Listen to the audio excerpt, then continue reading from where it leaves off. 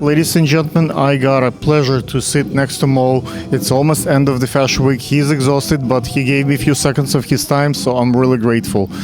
Mo, can you just talk? If you can still. Absolutely. Well, thanks for making the time and finding me. A very eventful week, and we were excited to have a great show. We've actually showcased almost 50 designers and about 800 looks.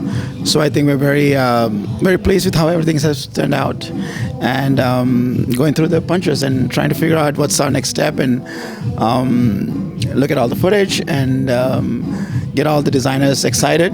So yeah, I'm glad we are here. Thank you so much. What do you think was the most significant accomplishment this week? Like, where are you taking your production next year? You told me you're gonna have 3-level riser next year. Like, what do you think? I wouldn't say mistake. Like, what can be improved, made better, so it will be wow?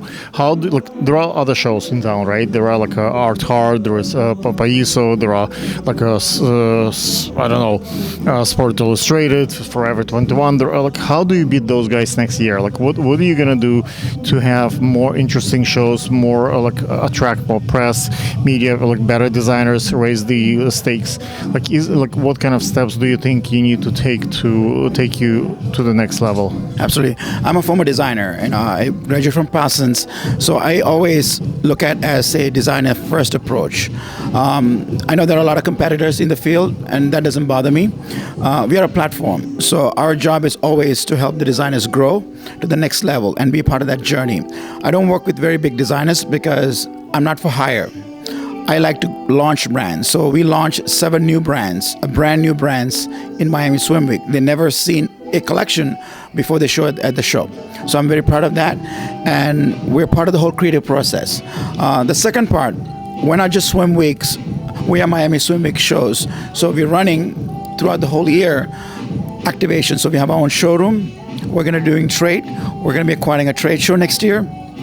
Our goal is to promote sustainability in all levels, not just the clothing and how you do the show.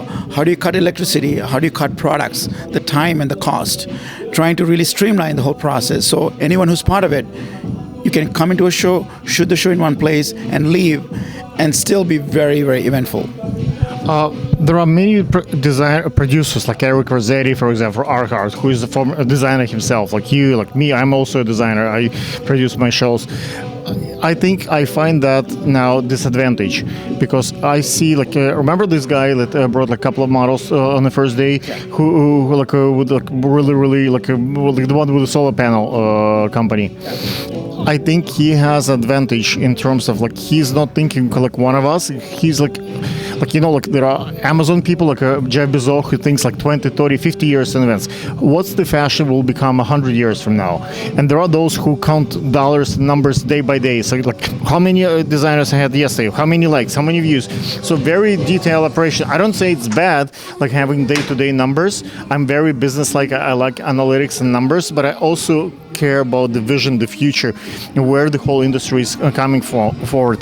I think that I'm filming now the full feature film called Fashion Week, and it's basically has it's a similar movie to the Devil Wears Prada, but it's kind of him to fashion. So I want to people love fashion, and so my film is mostly about fashion and religion, fashion and politics, very serious, deep conversations, not just fuzzy and beautiful, but it's more the origin of fashion, the future of fashion.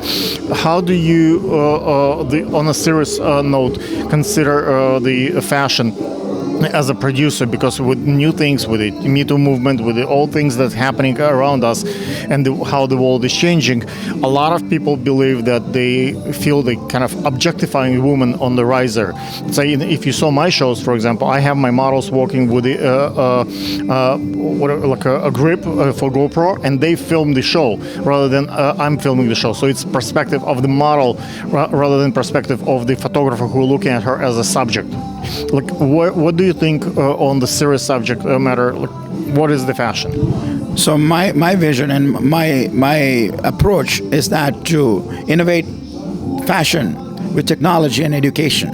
So we're going to start with students, and we're going to develop the new designers, and that's going to be our place, starting place. Once we get to that level, and then you champion governments to change approach and organizations to come on board and to support these emerging brands. And it's a long-term vision, but it's going to start with learning and educating the people, because there's a lot of, in this space of swimwear designers, there's a lot of not professional designers who are copycats, and they're not trained designers. You know this for a fact. And even the same with the producers. It's a sweatshop. You charge the designer a fee, you do a show, and that's your business. But my business is not that. I want to see these designers become someone, because then my product is not just a fashion show. I have 10 different products. So if you don't want to do a fashion show, I have a trade show, I have a showroom, I have campaign shoots, I can do film, I have music studios, people want to do other things, I have artists. When we talk about fashion, designers not so much care with the quality of models and the runway and the a riser and all that stuff. What they care about is end result, right? How many pieces they sell? How do they get to Nordstrom? Do they get to Macy's?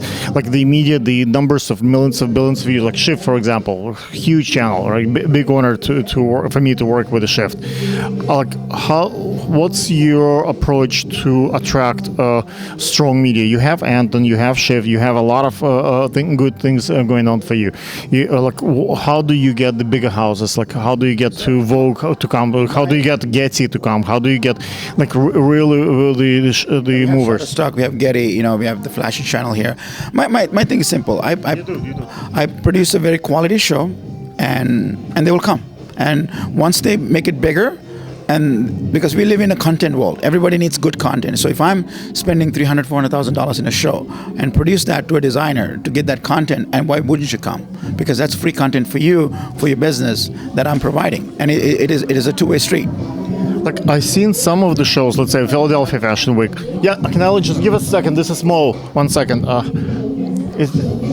Give us a second. What I was saying, the Philadelphia Fashion Week, pardon me guys, I wanted, since I have Mo and he's not rushing away from me, I'm gonna ask him a serious question.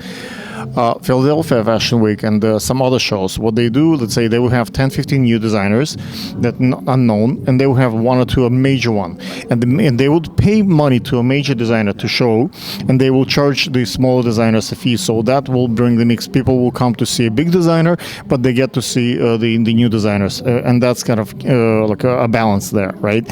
What is the path? But a lot of people just come and work for nothing, for free. They fly, they spend all the time. But we know that there is next year new people come, new girls will grow up and want to be on rises. So this is very kind of driven by love industry. Most of the industry people say, pay me whatever minimum wage, or I'm out of here. If you can't get people to work in McDonald's for what we're doing here, it's huge hours for you. How you as the producer to handling this? So actually, I have a reverse approach for that. So when we got started here, we had 3 brands reach out to us. One was Fashion Nova, Pretty Little Thing, and Shane. They want to be part of ours. I said no to all 3 of them.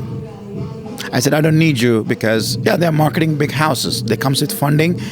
They wanted to rebrand the whole thing. They wanted to make it all about them. And that is exactly what I'm against, and that's where they're actually screwing the smaller designer. And having a big designer doesn't do anything for a smaller designer. It might bring the press, it might bring a few people, but they're not going to buy from the smaller designer. They come for the hype of the bigger designer. So when you look at it that way, it's misleading. And it's almost like having a celebrity there. It's great to take a picture, but what it does to your ego, nothing. Exactly. For me, thing is, create a good show. Take a smaller brand, give him that $1 million experience, that elevated experience. I have 4 models walk for Luli Pharma, walk for a brand new designer. And they're going to get in the same page of Getty and Shutterstock and everything next to Luli Pharma. A designer never launched their brand, but side by side. Look at the elevation experience. Gotcha. I would not waste your time. I'm really grateful for those minutes that you gave us. Do you want to do a plug-in for your social media? Yeah, sure. Absolutely. It's Miami Swim Week shows and DC Swim Week official. Thank you. Thank you, guys.